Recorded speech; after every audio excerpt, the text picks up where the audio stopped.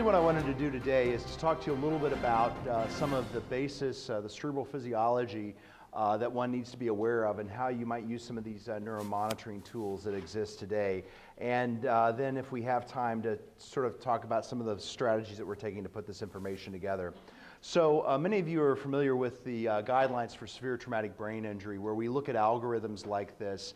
And really even still today, most of the algorithms that we do for the acute management of traumatic brain injury focus on intracranial pressure in these more severely injured patients.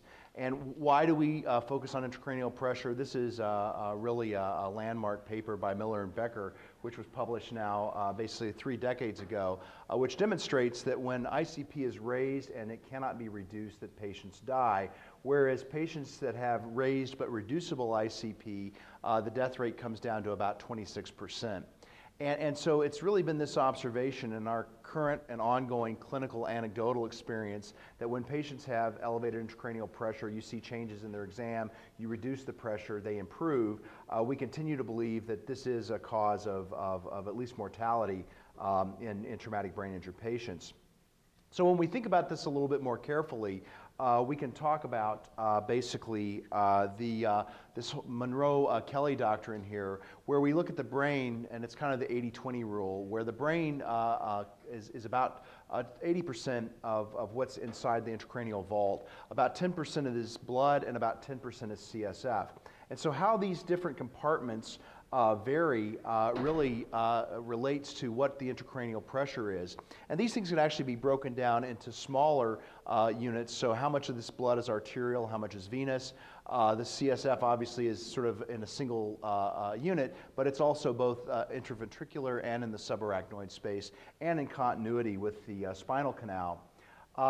So this idea then that normally the ICP should be, or the intracranial pressure should be about 10 to 15 millimeters of mercury, and that there is this balance. So this provides a couple of problems. One is that when we see abnormalities in intracranial pressure, we are trying then to figure out whether this is an abnormality in brain. So is there an evolving hematoma? Is there too much blood in the head? Do we have a problem with the CSF leaving the cranium? And you really can't figure this out with a single number, so that when we look at this, we then have to say, well, do we think it's this, do we think it's this, or do we think it's this? And so just the nature of this leaves us with a little bit of a problem. So what is steady-state ICP? Well, Tony Marmoreau defined this as the CSF production times the resistance to outflow. So I'll show you some data here in a second. There's a certain amount of cerebral spinal fluid that's made every minute, no matter what happens. And then the fluid then has to be either reabsorbed or it has to come out of this intracranial space. And this is measured by the resistance to outflow. But probably more important is this sagittal sinus pressure. And we all know about this aspect of the sagittal sinus pressure for those of us. Who here does acute care for TBI patients? Okay, good.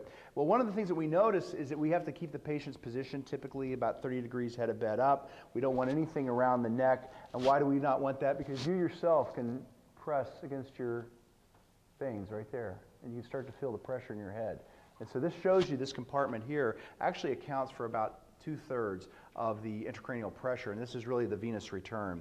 So there's a number of things that we do to look at this, but remember now this gets even more complicated because we don't routinely measure CSF production. We don't routinely measure resistance to outflow. This we kind of estimate from our central venous pressure, and so it's a complicated setting that we look at in terms of the physiology, and this is of course assuming that the blood volume is constant.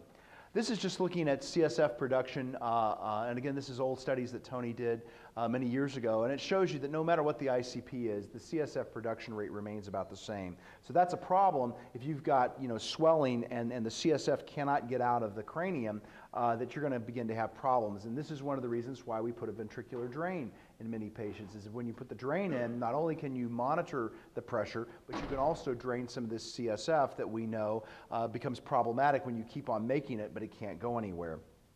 And this again is showing your CSF outflow resistance after injury. And what you can see is there is a sort of a general trend over the first couple of days to where this outflow resistance changes, and that's probably due to swelling. But again, there's been very little human data on this topic.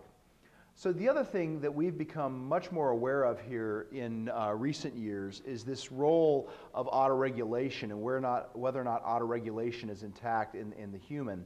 And this is a very classic diagram that was first developed by Lassen in the late 50s. And what we see here is that unlike all other organs, so that if you increased my blood pressure and you were measuring the blood flow in my leg, you'd notice that as I increased the pressure, the flow would go up. But that's not how it works in the brain. In the brain, we have these pressure thresholds, somewhere usually around 50 and 150, to where as the pressure keeps on going up, the flow remains the same. And the reason why the flow remains the same is that the cerebrovascular resistance decreases. So your blood vessels typically are about this size. And if you gave me something to increase my blood pressure and it sort of went up and went up and went up, if you measured my blood flow, it would be the same. And the reason why this works is that these blood vessels, they then constrict to be able to reduce that, so the cerebrovascular resistance increases. The other thing that was noted, and this was described by Ketty and Schmidt actually earlier, is that as we change CO2, the CBF also changes. So that when you blow off CO2, you basically decrease the cerebral blood flow. And again, this is through the cerebrovascular reactivity. And this is something that we're familiar with. How many people as a kid tried to hyperventilate themselves? You go back and forth. Okay, now you're not getting lightheaded because you're getting less oxygen, right? I mean, as you breathe faster and faster and faster, you're actually getting more oxygen. So what's happening here is that as you start to blow off this CO2, in fact, you're decreasing your cerebral blood flow. And when you're decreasing your cerebral blood flow, you become mildly ischemic and you start to have changes in your mental status. You become lightheaded or a little tipsy from the fact that you're hyperventilating. Now, this is an important concept and something that we've sort of harped on for the last 15 years. And finally, I think about 6 years ago, we got the ATLS guidelines. Those are the guidelines that we follow. You know, when you go out to the field and you pick up a trauma patient, there was nothing in there about ventilation parameters. And so finally, after a long series of work, which I don't have time to go into, just even something as simple as stopping from hyperventilating patients, even in the pre-hospital arena, not only in hospital, but pre-hospital, can help to make sure that you're preserving flow to the brain. And the way that this works is through a pH mechanism, and that's the reason why the curve flattens out over here. So as you start to hyperventilate and blow off this CO2, what happens is the pH in your brain starts to go up. But then as you see here, when the blood vessels start to get smaller and you're getting less and less blood to the brain, what happens is that the tissue becomes ischemic and it starts spitting out protons. So it basically changes the pH in the other direction. So the brain's pretty smart. So at the local level, as long as your brain is normal, you can never really hyperventilate yourself to the point to where you'll kill brain cells because of this inherent mechanism. Now, of course, all bets are off when you injure the brain, and this is the reason why we think that forced hyperventilation in the face of a brain injury probably isn't helpful. So when we look at this, over the last 30 years, this is what I would call classic ICP therapy, where what we would do is we would run the patients dry. We try to basically keep the water down because we knew that brain swelling in ICP was a problem. So we would basically run them fluid down. So we would make them hypovolemic. We then prophylactically hyperventilated them and we gave them steroids. So we now know that all three of those things are bad. That you basically shouldn't make them hypovolemic, you shouldn't give them steroids, and you shouldn't just prophylactically hyperventilate them. Well, about 20 years ago, then along came Mike Rosner, started talking about CPP therapy. So this was sort of in response to the idea that you didn't want patients' volume down. And what they found is that because of that autoregulation curve that you saw, is if you started pushing cerebral perfusion pressure up, you could actually drop the ICP a little bit. And so they originally started off to say that the CPP should be greater than 70, but what we saw even in our own institution and other places is that if 70 was good, 80 was better, and 90 may be the best. And then we had people that were really pushing hard on cerebral perfusion pressure. And there was a colleague of ours that did a study comparing these two and found out that there was no difference in outcome. And the reason why is if you use pressors and fluids with CPP therapy, you actually cause lung problems and patients die. So that's a problem. At the same time, we had folks talking about optimized hyperventilation. The Lund therapy crew, this is a Northern European Sweden group, where they said, no, we need to run the cerebral perfusion pressure low. And there were some really fantastic arguments between Rosner and this group because they were on two ends of the spectrum. And then more recently, we have oxygen therapy, which has been able to be driven somewhat by the fact that we have brain tissue oxygen probes. And this provides us yet another number to look at. And so, one way to look at this is, wow, you've had a lot of different ways of looking at this, and then you look at it a little bit more carefully, and you go, boy, this field is completely screwed up, right? I mean, you've gone here, you've gone there, you've gone there. I mean, why is there so much, difference in how we're treating these patients? And I think the problem is that these patients aren't all the same. So I know Gail's in the audience, has heard me go on about this for the last 4 or 5 years. I mean, we take the most complicated injury and the most complicated organ in the body, and we whittle this down to mild, moderate, and severe. All right? Who here believes that we could have cured cancer with mild cancer, moderate cancer, and severe cancer, right? It's humorous, except for the fact that right now today, there's going to be, 1,000 patients are going to be classified this way. And, you have mild head injured patients that clearly aren't mildly injured. They're devastated for life. You have some of these people that show up with a GCS of 4 because, they went out and drank, 2 6-packs of beer and had a fifth of liquor on top of that, right? So their GCS wasn't really 4. They were just hammered. So I mean, the problem is that we've got an issue with how to deal with this. And this is a slide that I've been showing just to try to drive home the point. These are 6 patients from my hospital with a Glasgow Coma score of 4. And, we have an epidural hematoma, which we know is by and large surgically treatable. We take this thing out. 90% of these patients are going to do fine. This fellow over here with the diffuse brain swelling, that's an ICP problem. The patient up here with the diffuse axonal injury, never an ICP problem. If you've got pure DAI, somebody's not going to wake up, at least in the acute phase, because their brain is disconnected. And yet, because it's just a shearing injury, there's not really tissue damage per se like this or swelling. And so this patient, it's almost diagnostic when you put an ICP monitor in a GCS of 4 patient that has axonal injury. So imagine that we're trying to treat all these patients with the same kind of clinical protocol. Probably doesn't work, right? Imagine that we're now enrolling all of these patients in clinical trials. Hard for me to believe that a drug fixes this, a drug fixes this, a drug fixes this, a drug fixes this. I think we need a better diagnostic model. We need to get past mild, moderate, and severe.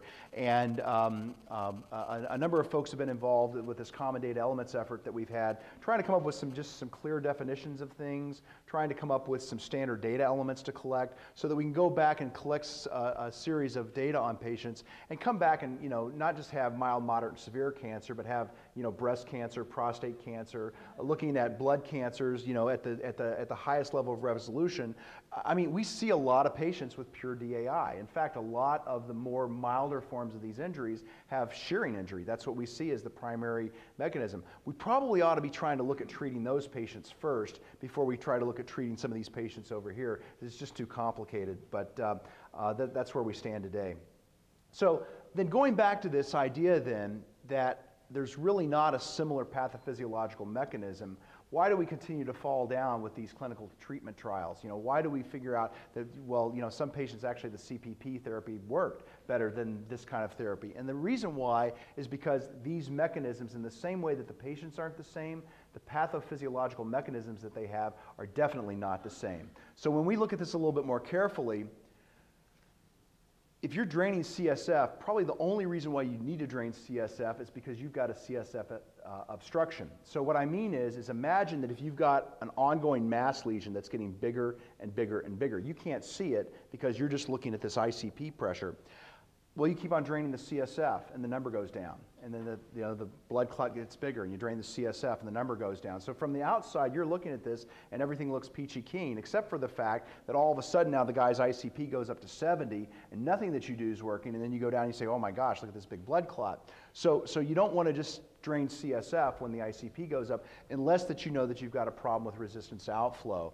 And hopefully, within the next couple of years, we'll have a prototype of a device that we're working on right now where we can actually look at CSF production and resistance to outflow to where we can ask and answer this question. Hyperventilation. Well, should you prophylactically hyperventilate every patient? No way. But in patients that are hyperemic and have these big sort of floppy blood vessels, the pressure's being pushed into the head, can you use a little hyperventilation? Absolutely, if you've got the monitoring to direct you to make sure that you're not causing any kind of reduction in flow to the brain. So hyperemia, in fact, should be targeted, I believe, for some of these different interventions, and hyperventilation is a good choice for that. This is what I just alluded to, is that if there's a mass lesion, it needs to come out. Any amount of medical treatment, whether or not you're doing CSF drainage or whatever, if there's an ongoing mass lesion, that's the cause of the problem, and you don't want to be treating other things to make a number go down. You want to basically go to the primary source, which is the mass lesion. And ultimately, this is something that I see that's done reflexively all the time, which is that somebody has an increase in the intracranial pressure, and they say, oh, well, give mannitol for an ICP above 20. Well, you know, if you've got somebody that's sort of on an autopilot with mannitol for ICP greater than 20, and you're not thinking about these other things, it's the same problem as starting to drain CSF when you've got an ongoing mass lesion. You need to be able to assess that. So the bottom line is that this is very complicated. So it's not really this, it's really this. But how do you get to this idea on the right of having all of these different kinds of mechanisms, and how do you assess them? And the problem is here is that our neurological monitoring is limited. And you know, I've given variations of this talk now for the last 10 years, and we'll continue to show this slide until it improves, because if we look over here at the cardiac care unit, we've got systolic blood pressures, we've got mean arterial pressures, cardiac output, SATs. We've got biomarkers. I don't know if I saw Ron Hayes was on the program here, you know, looking for biomarkers for the brain. We use troponin all the time. I mean, that's how we sort of rule in and rule out a heart attack. We have EKGs and echoes and thalliums. And so we've got all of these different kinds of tools to look at the heart. Not only does it help you look at the heart, but it provides surrogates and endpoints that we can use to change in response to treatment. So as a result of this, in cardiac medicine today, cardiovascular medicine, we have 200 drugs. So we can make the heart beat fast, strong, we can make the blood vessels go floppy, we can tighten them up, we can do all kinds of things to the heart. Now, did anybody ever make anyone go through a randomized prospective controlled trial to show that these things actually improved outcome? No. And if we try to basically apply these standards, I think, to cardiac medicine today, you know, we'd still have cardiac cripples at home. Because the thing is that in these complex disease types, there's so many things going on at the same time that I think it's really hard to tease things out in a pure randomized control way. And in fact, what we see with cardiac medicine is we see a very rich palette of different ways of looking at the heart and different ways of treating the heart, and people have sort of evolved over time with good trials to be able to really improve our quality of life in our old age. So where are we today in brain injury? Well, we go to the neuro ICU, and we have the mean arterial pressure, which we took from the cardiac guys, and we have an ICP monitor if you sort of fall into this category of a GCS of 8 or less. And unfortunately, we have the same 4 drugs essentially that we've been using almost for the last 100 years. Weed and McKibben introduced hypertonic saline, or a hyperosmolar fluid, in 1919. So we're about 8 years away from the 100-year anniversary of that. Pressors have been around for a long time. So in fact, we have no new drugs for TBI. And I think that it's sort of like a lot of things in life. You might think about after the 28th failed clinical trial, that it really isn't that TBI is just such a difficult disease to study, because cancer is difficult, heart disease is difficult. Maybe the way that we're studying it's what the problem is. And I think it's hard to get people that have been working in this for a generation to sort of step back and look at themselves and go, you know, the way we've been studying this is completely wrong, because we've had nothing but failures. I mean, people don't really want to stand up and say that about themselves, but I think we need to take a cold, hard look at ourselves and try to figure out a better way of doing this. So what do you really want to know? Well, I think you want to know the pressure, but you have to remember that when you're looking at the pressure, you don't know whether it's the brain swelling, that there's a blood clot in there, you don't know whether you're hyperemic, you don't know whether you got venous outflow obstruction, you don't know what's going on with the CSF, so there's a lot of unknowns, and so you don't want to just reflexively treat this, just saying, oh, well, the ICP is elevated, we're going to do this and this. You want to think about why this is. We know that flow and cerebral blood flow is extremely important. These have been things that we've been following for years. We also know that metabolism is important, and by metabolism, at least from my perspective, rather than getting into one of those big biochemistry diagrams, you know, we need oxygen and we need glucose to make the brain work, and you can actually monitor these now. But at the end of the day, I think the real problem is, how do we look at function? How do we assess function? So, you know, what we've learned with the decompressive hemicraniectomy is that we can fix ICP problems in many, many patients. But if your brain is disconnected, you really haven't restored function. So how do we look at function in this acute period to know that we should be engaging in all of these advanced surgical and monitoring tools that we have? We looked, not last year, but the year before last, we looked at the number of patients in our ICU that actually died despite all of our best efforts. And when I was a resident, about a third of the patients died from intracranial hypertension. You know, once they sort of got past their mannitol and many of the other ways of treating them, you know, if their brains just continued to swell, they ultimately died. And so we would lose about a third of the patients to that. And what we found the year before last when we looked at this, we only had 2 patients of 150 people that came through our ICU that basically got away from us, you know, because we'd done decompressive craniectomies, we'd done this, we'd done that. Most of the people that died in the ICU, we withdrew support on. And so what it shows you is that with some of this monitoring, with a really great team of folks that we have taking care of these patients, people don't really die so much now from this acute pathology. So on one hand, you say, well, that's a success, that's really great, you brought all the surgery here, but then what happens to the patient afterwards? So you basically stop them from dying, you know, in the acute phase, but then what happens to them? And I think that's where this idea of trying to understand how the brain's connected, what is the potential for reconnection, plasticity, and repair, these are going to be some great challenges for us in the future. So this is a device that we've been working with for some time. It's a thermal diffusion flow probe, so it basically measures cerebral blood flow.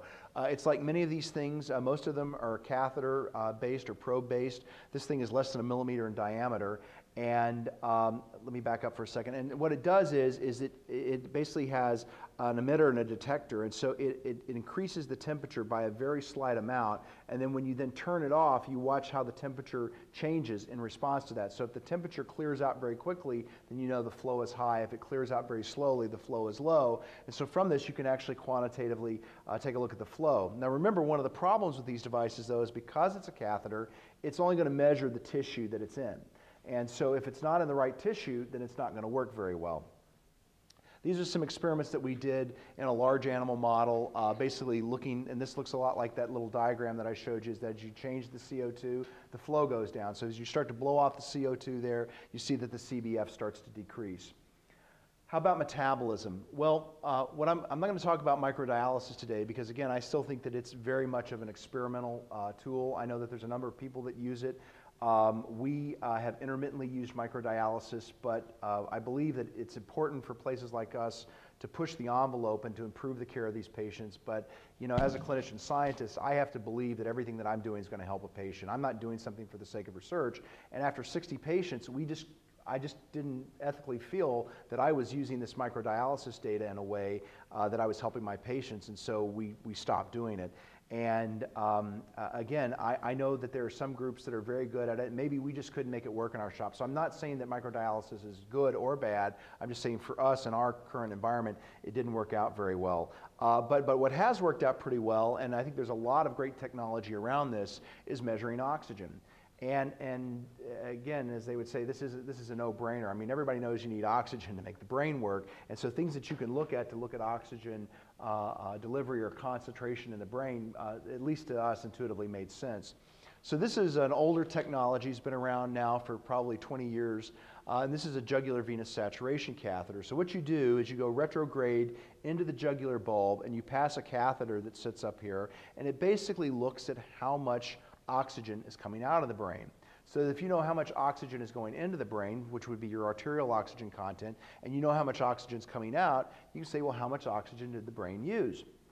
And you can actually look at this as a percentage of saturation. So understanding that usually the venous saturation is somewhere around 80%. So if you're in an ICU environment and you're intubated, the saturation, the percentage of your hemoglobin that's saturated when it comes into your head is going to be close to 100.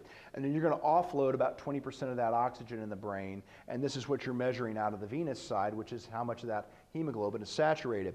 Now what you see here is as you move on, this is from a patient who was having basically uncontrollable brain swelling. There was no decompressive craniectomy that was done. The patient got past mannitol, the patient got past some ventilation, the patient got past CSF drainage, and what you see is once that thing drops below about 50, you move into an area of cerebral ischemia. So what you're seeing here with that number going down is that the brain is trying to extract more and more oxygen from that hemoglobin as it sees the flow going down.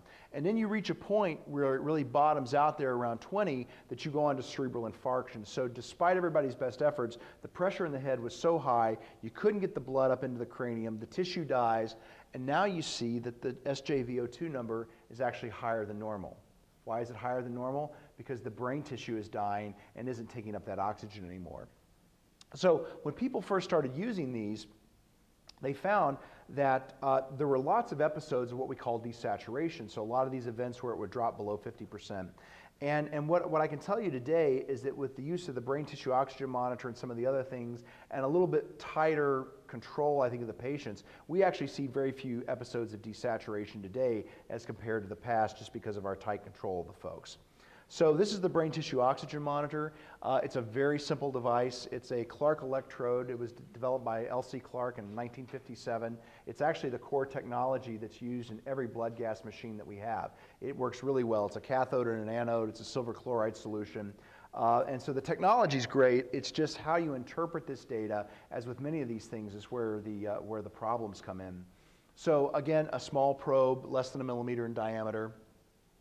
This is some early work that we did looking as you increase the FiO2, or the amount of oxygen that you're breathing, that basically the number goes up. This is also looking at some relationships here between the flow and the oxygen. So what we saw early on is that how much oxygen you were taking in altered that number, which made sense, and how the flow was going made sense. So if the flow was low, you couldn't get as much oxygen to the brain.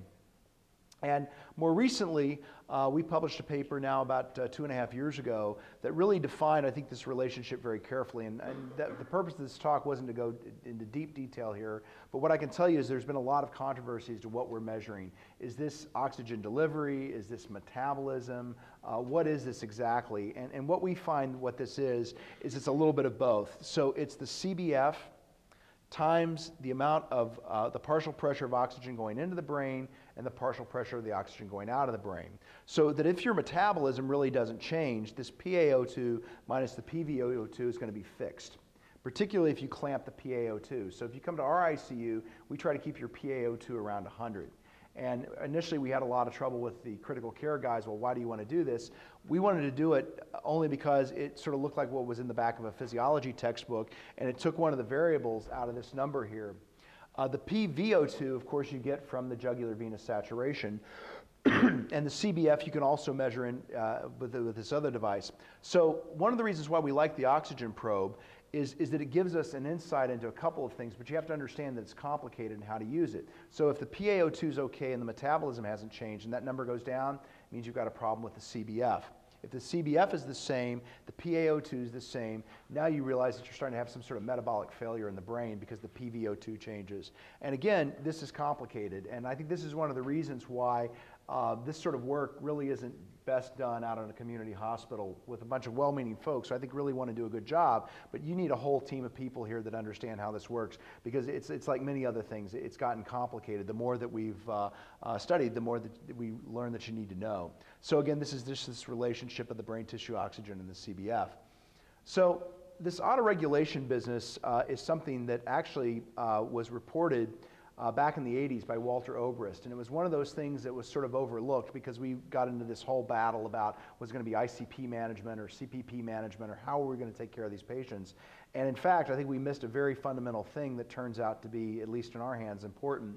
This was acknowledged when we updated the guidelines in 2007, so there's still currently no level 1 data. And for those of you who aren't familiar with randomized controlled trials, I mean, the idea is that you can have a level 1 guideline if you have a randomized controlled trial that absolutely demonstrates that what you have works. And you probably heard this joke before about how hard it was to try to get the randomized, controlled trial for whether or not parachutes save your life, when you jump out of an airplane. And I mean, it's sort of a tongue-in-cheek example to show that some of these things you just can't do. I mean, we're never going to do a randomized controlled trial for epidural hematomas, right? Because we know that if we take the epidural hematoma out, the patient does better. So unfortunately, we're really restricted, and I think it would be hard for us today, because I think we do know that you need a certain amount of blood going into the brain to try to randomize patients to a CPP trial. So there is no level 1 data, and probably will not be level 1 data. What we do know, though, is that at a level 2, that if you aggressively try to push the CPP above 70, you will hurt people because you increase the risk of acute lung injury.